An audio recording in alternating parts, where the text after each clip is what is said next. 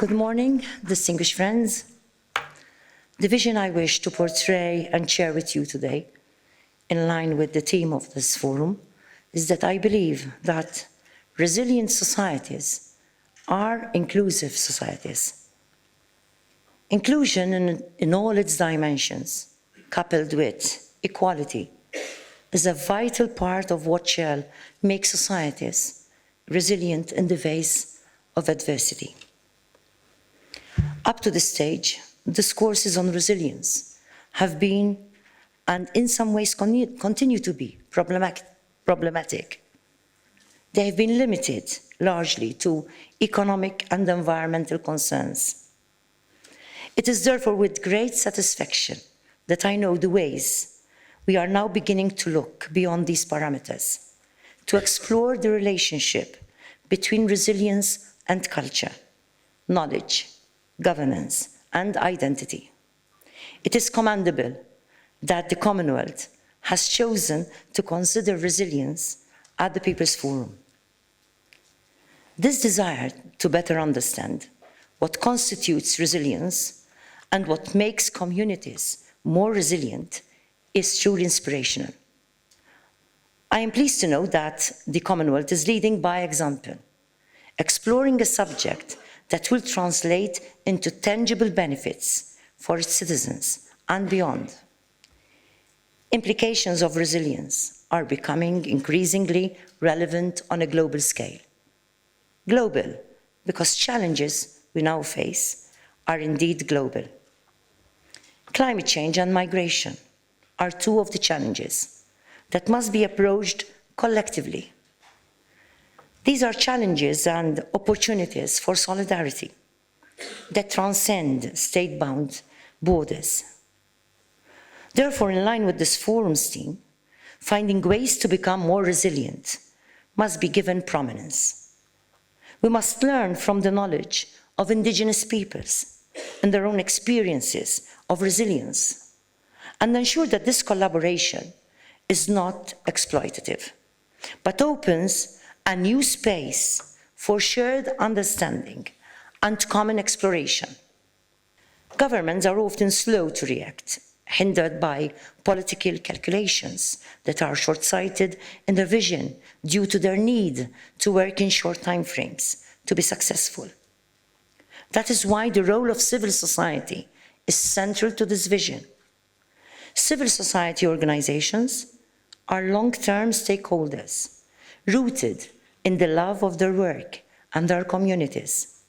Civil society organizations can thus approach these concerns in ways that are more planned, focused, strategic, and effective. This is why I appeal to you today, as representatives of civil society and as individuals that must become and remain agents of change. That is why I would like to share this vision of inclusivity with you. I truly hope you shall carry this message and continue to work within your communities, lobbying your governments to make all necessary changes to ensure that every individual is afforded an active, respectful, and integrated role within society. Resilience must come from this shared respect, this shared activity, this shared sense of united strength and hope for the future. As you know, inclusivity has many dimensions. We must think about inclusion as a process in which we must ensure equal opportunities for all. Everyone must be allowed to achieve their full potential in life and be afforded opportunities that include access to education, employment, and political participation. True inclusion cannot discriminate on grounds of gender. As you know, the achievement of gender equality is an agreed sustainable development goal, and as the Commonwealth's Charter states, it is an essential component of human development and the basic human rights. Gender equality is an affirmation of human dignity and is necessary to create sustainable and peaceful societies. It is a fundamental element in development. We must recognize that issues of gender are strongly linked with other goals and will have tremendous effects on the overall success of the Sustainable Development Goals. Even if some progress has been made, the fact is that women, girls, and gender minorities continue to occupy a disadvantaged position throughout the world. This inequality is not limited to geographical location and is not limited to low-income or poor households. Furthermore, discrimination occurs in situations of peace, with even more devastating effects in situations of conflict. Reports continuously show that inequalities persist worldwide, affecting a wide range of rights, including health, public and political life, and access to justice. In looking at a more equal future, we must recognize that gender inequality negatively affects all people, regardless of their gender identities. The road towards gender equality should be viewed not merely as a transfer of opportunities or privileges from one group to another, but as a fundamental step in the enjoyment of all our rights. We have to remember that gender equality is not an issue faced by women or gender minorities alone. It is a human rights issue that affects us all. We all stand to benefit from gender equality, liberating us from prescribed social roles and the gender stereotypes of a binary system that must be interrogated and transformed. Only with this kind of approach, communities can be truly inclusive and individuals can have the chance to reach their full potential. Only then can we consider ourselves truly resilient, because only then will everybody be able to exercise active citizenship and fully contribute to the societies in which we live. True inclusiveness cannot turn a blind eye to one of the most important challenges of our time, the challenge of migration. Migration is a reality that continues to create situations of great concern.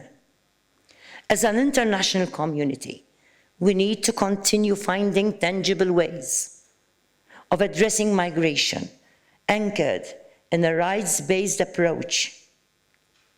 Most importantly, we need to think about every human being risking their life at this very moment. We must ensure that no more lives are put at risk or lost. Over the past months, we have witnessed change in migration flows that are now affecting mainland Europe in a more direct way. These events often escalate into tragedies and the loss of human rights.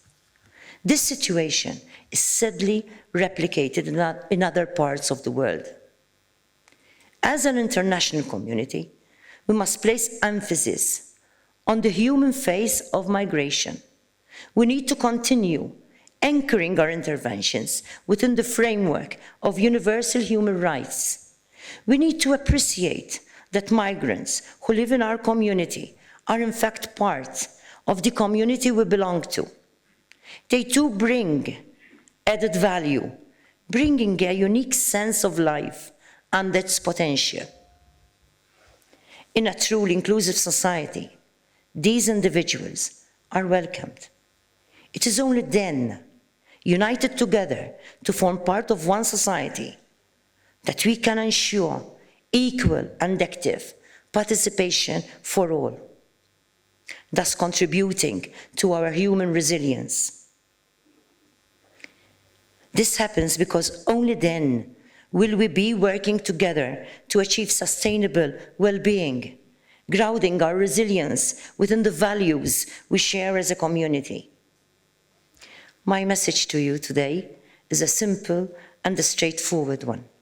I truly believe that resilient societies are inclusive societies that embrace equality. We must break the cycles of disadvantage, sometimes passed from one generation to the next, within particular groups and communities. We must break the cycles of oppression that foster discrimination and exclusion. Most importantly, we must address the cultural and structural causes of these inequalities. We must ensure that systems of exclusion are replaced by strategies of inclusion. In a post-2015 world, we need to move away from the stereotypes and prejudices that fuel inequalities. To achieve this vision of a new world rooted in equal opportunities, there must be a strong consensus and a strong commitment from the global community. Change must take place on all fronts, a concerted effort enacted on national and international levels. Appropriate policy and legal frameworks that protect the interests of all, including the most vulnerable, must take center stage. These frameworks must be accompanied by a change in social attitudes, a reorientation that embraces the centrality of human rights. The Commonwealth and the connections it builds between its member states and civil society on so many levels could spearhead this transformation. The Commonwealth has all the potential to be a champion of these inclusive approaches. It shall be no easy task, because this approach is in fact a challenge to the status quo. We must believe that as an international community, today brought together as part of one family that includes billions of citizens from all over the world, we can make a difference for our future generations.